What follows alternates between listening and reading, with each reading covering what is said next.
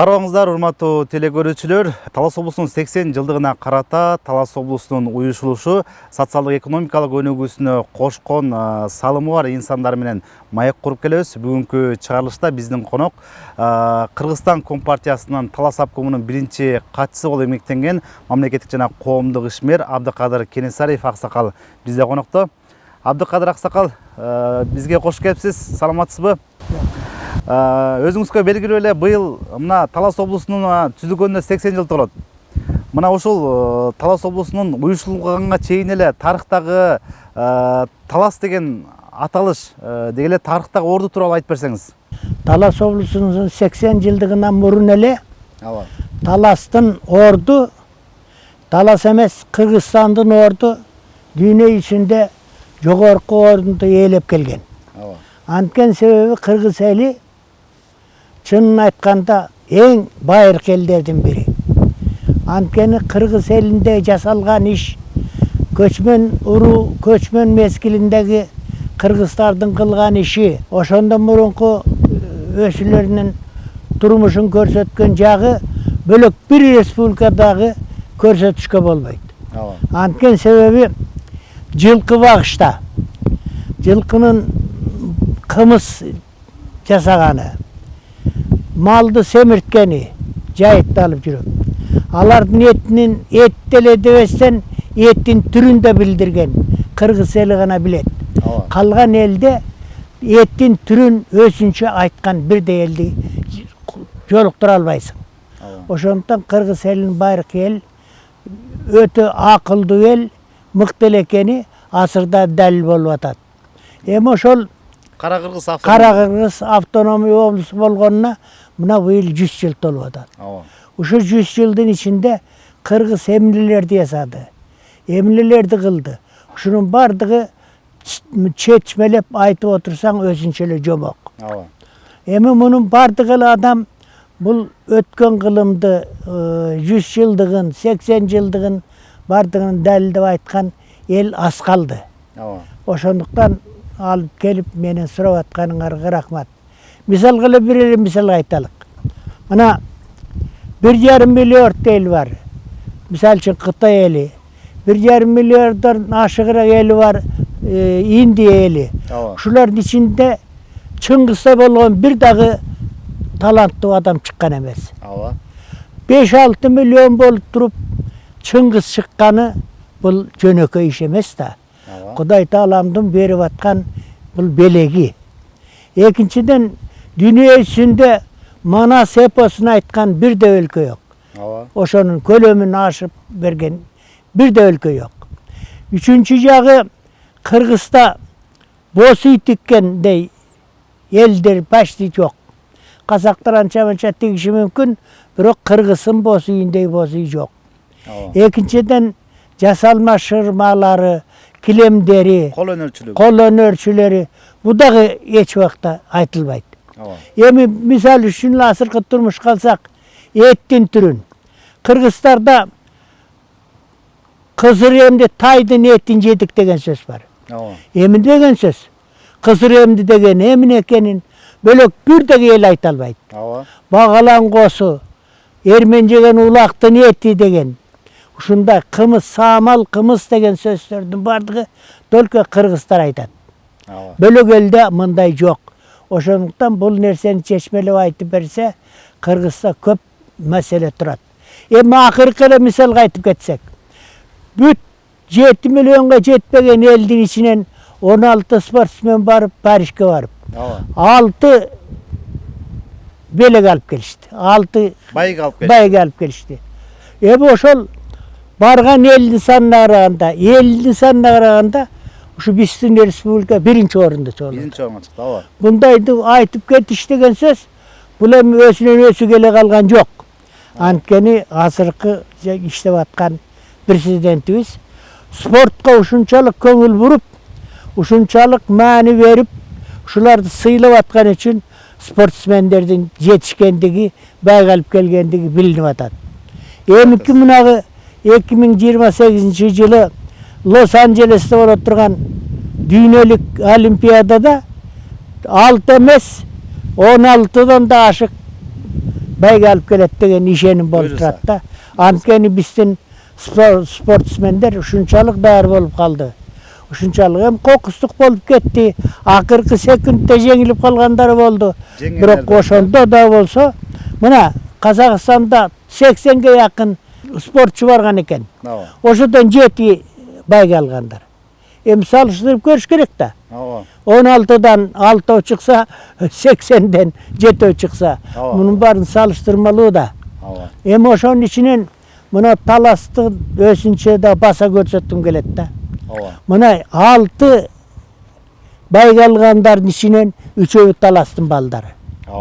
Эми мен таласты мына аябай мактап таштайын деген жерим жок. Бирок бардык нерсе салыштыруудан келет да.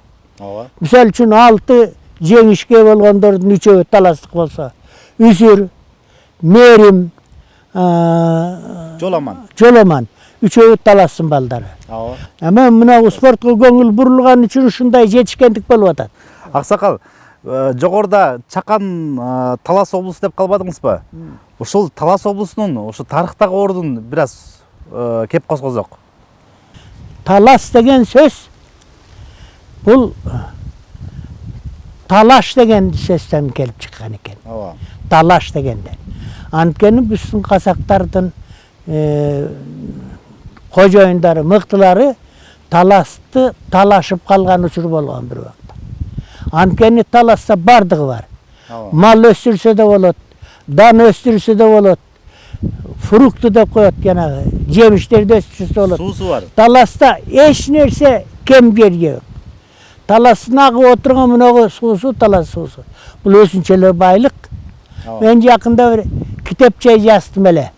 Ошондо ошо талас өрөөндөгү суудун тегерегиндеги бакат теректердин ордуна бир жемиштүү дарак тиксе, бакат теректерди кесип, тигинтип жоготпой эле, ал деле жашай берсин, беркинде талас суусун пайдалануу жөнүндө сөз коштум эле китебимде. Аксакал, анан Талас облусунун түзүлгөнүнө быйыл 80 жыл толуп атпайбы? Ооба.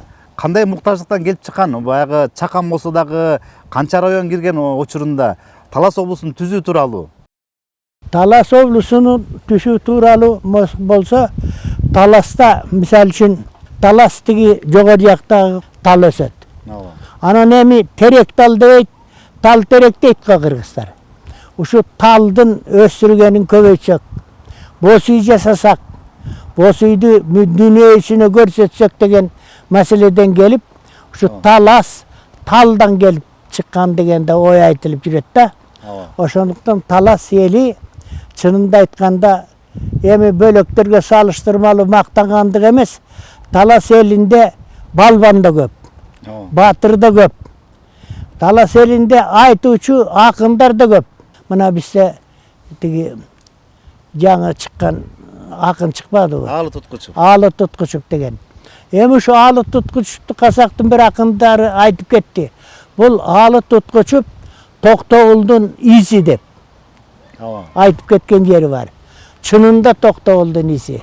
Ал эми жеңи жок деген ким эле? Айтышыга теңи жок деген киши эле. Алы Туткучев эстебес чыкты. Анан ушундай кишилердин талант. Анан акындардан мыкты акындар да чыкты. Өмүрканов мына ким деген акын? Анатай Өмүрканов. Анатай Өмүрканов. Анан биздин жердешибиз Алымбеков. Надырбек Алымбеков. Надырбек Алымбеков деген. Эмне деген кишилер? Булар Сарногоев. Байдылда Сарногоев деген дүйнө жүзүндө эң мыкты акындардын өзү эле. Ошондуктан акындар да көп, айтуучулар да көп, акылмандар да көп, баатырлар да көп. Талас элинин өзүнчө 80 жылдык болуп жаткан жери муну өзгөчө көрсөтө турган маселе келип атат да. Ошондуктан бардык жерде Талас облусу деген эмне? Ал эмне үчүн ошол облусу 80 жыл мурун курулган? Ал эмнеден керек болгон? Ошонун бардыгын элге аныктабай айтып коюп жүрүшүбүз керек болуп атат. Мына жогоруда Талас облусунун ошо уюшулушу боюнча сөз кылып кеттик да, Аксакал. Анан ушул кайсыл жылдары баягы социалдык экономикалык өндүрүш тармагында бир өр алган учурлар болду эле, ошо боюнча айтып бербейсизби? Мен тиги çүйde 20 yıl işlep жүрдüm. Ооба. Anan 20 yıl işlegenden keyin orus biligi küçöp kalgan usur bolup kaldı. Ооба. Anan Kişölöp degen ekinci sekreter bolup, birinci sekreterga da söz süylebey oşo biylөөчү bolup aldı. Jalan orustardı biylöөгө alıp kelip aldı. Anan Moskovskiy rayonunda birinci katçı bolup жүрgөн elem. Oşo yerde көрсөткүчү 5 yıldık бүтüp atsa 8 ay kalsa. Oşol bardık көрсөткүч 5 yıldık atkarılbaydı eken. Ama oşo yerge birinci sekreter bolup barıp kaldım.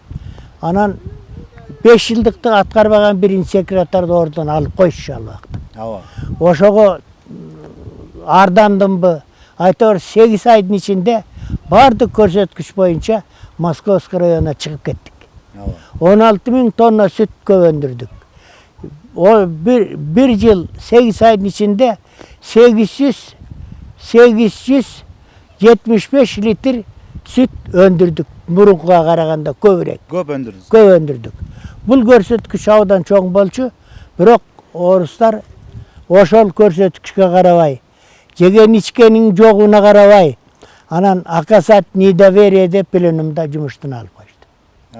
Жумуштан алып koygandan keyin men birinci sekreter bolup tuğuldum bele. Men jönököyle adis bolup işleyim dep İngiliz kalkosunda zat teknik seleksiyoner bolup işlep aldım. Oşo yerde bir 6 ay işlep жүрүp, anan talasıklar kayra talaska çakırışıp kalışmadı. Gel, biyaka gelem.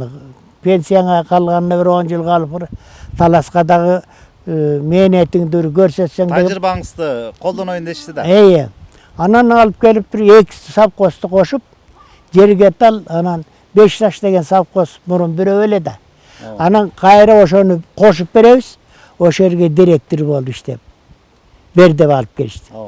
Çınında aytkanda ököğün koştuk. Eki direktörden biz katış albayız. Gene sarıp veririz dep çıka verişti. Meni 2 savkostu koşup berip direktör olup koydu. Gelip finansıvı jağın sorasam какой там финансовый? Bizde 15 milyon, 2 savkosta 15 milyon memleketin aldı karıs bizde. Oşonda tığ çaşım tik durdu da. 15 milyon karıs degen söz memleketke bol çoğun karıs da. Uşul karısты kantıp kutuluş yönünde köp oylandım. Oylanıp oturup şu çoğun işki jasaptırım da. 1 yıl 3 ayın içinde 15 milyonun orduna 20 milyon akça jasadım. 15 milyondan kutuldum. 5 milyonga teknik alıp verdim. Savkoska şol ekinci yolu gelgenim. Hem savkostun eli meni bilgen elder kalbay kalsa gerek, asırak bolup kalsa gerek. Men jönünde alar aytıp berse şumduk el aytıp bermek. Emi jaşlar okkan bolgondor ança aytar. Bирок жерге талга кылган мехнетимди бөлөк эч жерге жасаган эмес. Ошол мехнетимди эсептедиби, savkosta көрсөткөн көрсөткүчтү эсептебедиби. Масалиев келип birinci sekreter облус кайра урушуп калбадыбы? Birinci sekreter кылып шайлап корк бюрого шайлап коелук дегенден кийин мен 2 жолу отказ бердим.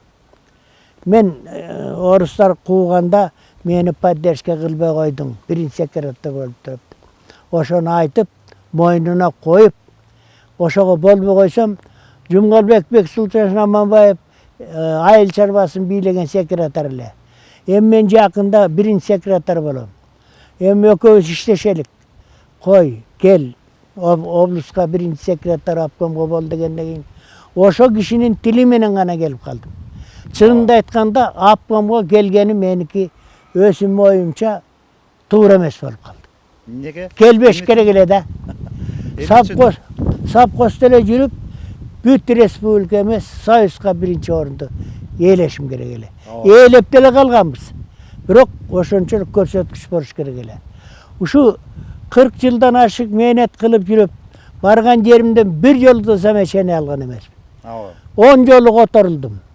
10 жолу которулдум. 10 жолу которулганда bir dagы sotko, bir dagы милицияга, bir dagы маселе боюнча сурак алган киши эмесмин. Анткени ушу мехнет кылып, күнү түнү дебей иштеп, ат менеп, чарба кыдырып, чарбадын кемчиликтерин ат менен кыдырып жүрүп көрүп, көп нерсени жасаганмын. Бирок азыр спектакль жазган, бир китеп жазган, болбосо кандидат болгон кишилердин бардыгы эле телевизордо көп чыгат. А канча мээнет кылдык, канча жөнөкөй элдер менен сүйлөшүп, элдердин мыктыларынын мүнөсүн үйрөнүп, ошонун кылган ишинин бардыгын иш жүзүн аткарган эч жерде айтылбай калганым үчүн кесек-кесек кичине намыстанып да кетет экенсиң да. Мен мына 91-ди бүтүп атам. Жашты. Мына сентябрдан баштап, октябрдан баштап 92-ге кетем. 92 жаш деген оңой жаш эмес. 92 эмес, 90-га жете элек кишилер дагы сөздөн кемип, эми грубо говоря, мындай айтканда, алжыгандагы кишилер көбөйүп калды. Ага Кудайга шүгүр, алжыган жерим жок. Сөзүмдөн бусулган жерим жок. Бардык нерсе башымда турат. Унутуп калгандай жерим жок. Кээ бир фамилияларды кичине унутуп калат экенсиң, бирок бардык кылган ишим бардыгы мээмде туруп атат да. Ошондуктан кесек-кесек чакырып, анан айыл чарбасында эмне керек? Канткенде өсөбүз. Эмнелерди жасаш керек? Республикада президент эмне кылыш керек? Анан премьер-министр болуп атпайбы тиги. Ошолор эмне кылыш керек? Ал бир республикадагы облустардын кандай направление боюнча иш кылыш керек? Ушул жөнүндө дагы айта турган кишилер калбай калды. Мына сиз жогоруда Кыргызстан эгемендүүлүк алган жылдары 91-жылдары ушу обкомго келип калдыңыз да. Кыргызстан эгемендүүлүк алгандан кийинки жылдарда баягы айыл чарбасынын улуу бардык тармактарда бир топ эле оор жылдар болгон, Ошону баягы калыбына келтирип, алып кетүүдө Талас областында кандай иштер жүрдү? Эми Талас облусунда 40-ка жакын чарба бар. 40-ка жакын чарбанын 7-8-inde акчалуу чарбалар. Бай чарбалар, Бай чарба, акчалуу да эми. Анан калгандарын бардыгы мамлекетке карыз. Эмне үчүн ушундай карыз болуп атты? Анткени себеби чарбанын жетекчилерине, облустун жетекчилери, райондун жетекчилери көбүнчө случайных адамдарды, тим эле жүргөн эле кишилерди жетекчи кылып коюшуп. Кадр маселесинде болду. Кадр маселеси начар болуп калды. Ушу кадр маселесинде кадр начар болгон үчүн бүт чарбалар карыз мамлекет. Анан дифференцированный доплата деген бир идея чыккан. Анткени карыз мамлекетте чарбалар ошо дифференцированный доплатанын эсебинен карыздан чыгып кетеби деген ой менен ошону киргизген. Биздин жерге талда иштеп калдым да. 88-жылда келип. Ошо дифференцированный доплата койдун этине отургузган экен. Ар бир койдун этинен түшкөн акчанын 35%-ине мамлекет кечет экендей, болбосо карызынан кутултат экен. Биз ошондо 200 000 акчага 5 таш совхозу кой этин сатыптыр. А мен келип иштеп, бир жылдын ичинде 200 000 акчанын ордуна 20 миллион акча кылдым. Эми 200 миллион кандай, 20 миллион кандай. Мунун бардыгы өсүнөнөсү келе калган жок. Ошону малды бордоп семиртүү, сүттү аябай жакшы тойт менен неметүү. Анан эми биздин Талас облусунда ал убакта тойт маселесине бардык жерде көңүл бурулган багылган экен. Тойт. Мисалы үчүн 2 совхоздун көрсөткүчү дана эгинен 20 центнерден буудай алып калыптыр. Келип ар бир гектарга 8 центнерден 2 жолу эгинге селитра берип 49 центнерге жеткирди. 2700 гектар жерден 49 центнерден эгинди эсептеп көрсөңүз 13 000 тоннадан ашык эгин болот экен. Эми бул эгинди каяка батырыш керек? Ошол учурда мамлекет дагы бир жакшы идея көтөргөн. Ошол өндүрүлгөн эгинди комбикорм алам деп өткөрсөң 1 килограмм 1 тонна буудайдын ордуна 1,5 тонна комбикорм берет. Өзü alып кетет, өзü kombikorumду alып келип берет. Ошондой көрсөткүч менен мен 4000 тонна buğdaydı kombikorumга алмаштырдым. 4000 тонна buğday алмашсаң 6000 тонна kombikorум. Эми 6000 тонна kombikorум деген бирөөнү да албай турган kombikorум. Ошондуктан kombikorум тим эле топондой болуп калды да бизде. Албаган киши калган жок, сураган киши калган жок. Бардыгына бердик, бирок бардыгына жеттик. 43 000 кой бар экен, ошону 30 000ге жеткирип, кыскартып. 30 000ден алган төлү менен, жүнү менен о 43 000 тиги койдун планын аткарып, ашык аткарып калдык. Анан эми чакырышып калды да ошо жана Жумгалбек Бексултан Чабанбаев обкомго келбейсиңби деп. Обкомго келбейм деген жерге талга убадан бар эле. Эми обкомго чакырып атса баары башка болбойт деп келип калдым. Аксакал, мынакей азыр эгемендүүлүктө жашап атабыз да, мына 30 жылдан ашык убакыт болду. Анан ушул убакыт аралыгында Кыргызстандын айыл чарбасында болобу, өндүрүшүндө болобу бир өнүгүп алган учурлар болду да. Азыркы учурда кандай сунушуңуз бар эле? Азыркы учурда эми Талас өрөөнүндөгү Талас облусу боюнча айта турган болсом, мынагы новия маселеси бар. 20 жылдан бери новия айдап отуруп, жердин бардыгы кудурети кетти. Эмики азыркы шарт ушул Талас облусунда тоют өндүрүү маселеге өтө көңүл бурса сону болбок. Анткени кыргыз эли мал киндиктүү эл да. Тоютту жакшы камдасак, анын сорту менен камдасак, малды баксак, анан жеребиятине, ягинятине, телятине деп ошолорду өндүрсөк, анан бүт республика эмес, бүт дүйнөгө кыргыз элинин бренд катарында жана кымызды кандай кылып бренд кылып өткөрсө, этти дагы жеребиятине, телятине, ягинятине кылып өткөрсө, ошондо кыргыз эли байыйт эле. Ал үчүн өткөн заманда кылып аткан силосты колго алыш керек. Сеннашты колго алыш керек. Анан жүгөрү маселесин, мисалы үчүн жерге талдан ылды эки жакты бардык жүгөрү өсөт. Ушул жерде жанагы лизинговый компания менен Талас өрөөнүнө дагы жүгөрүнүн данын чыгара турган компанияны алыш керек. Мисалы үчүн Чүйдө азыр бардык райондордо ошондой компания бар. Жүгөрүнүн сотосун жеринен эле алып туруп сотодон чыгарышат. А Таласта ошондой бирөө да жок. А мен үчүн аны кылбайт. Аны мен үчүн ошо Чүйдө болуп аткан нерсени Таластын акимдери колдонбойт. Мына азыр бир ишеним болуп атат. Мисалы үчүн Таластын мэри, городдун мэри азыр губернатор болду. Ошону айтып аткан кээ бир учурда сөздөрүн ойлосом, ошо баладан бир нерсе чыга тургандай. Анткени грамотный, келечекти ойлонгон, жакшы жигит экен. Садыр Жапаровдай болуп, облуста биринчи орунду ээлесе, мыкты болсо, Талас облусу бүт республиканын облустарынан алдыга өтүп кете турган мүмкүнчүлүк бар. Мүмкүнчүлүк бар экен, Мүмкүнчүлүк бар.